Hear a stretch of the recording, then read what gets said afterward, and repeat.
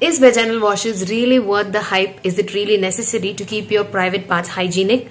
Let's discuss. Hi, this is Dr. Drabinayavijayakumar. I am a doctor and a post-pregnancy coach. For those of you watching me for the first time, I take post-pregnancy classes where I teach the pregnant women to stay active, happy and confident throughout the pregnancy and to connect with the child using simplified Garbh Sanskar techniques. If you want to know more about the courses, DM me through Instagram or reach out through the email. I'll provide the details in the description. Do check it out. Vagina is usually at the acidic pH to maintain the entry of harmful bacteria into the body. But when you use too much of soap or vaginal washes, that neutralizes the acidic nature, which means it makes it favorable for the bacteria to enter. So, vaginal washes are really not necessary. Even soap, do not use it much. You can use soaps once in a day while taking bath, but otherwise use only plain water such that the pH of the vagina is maintained. I hope you found this video useful. Do like, comment and subscribe to my channel and comment below your doubts on vaginal washes. I'll read each of the comments and reply at the earliest. Until I meet you in the next video, stay happy, stay mommified.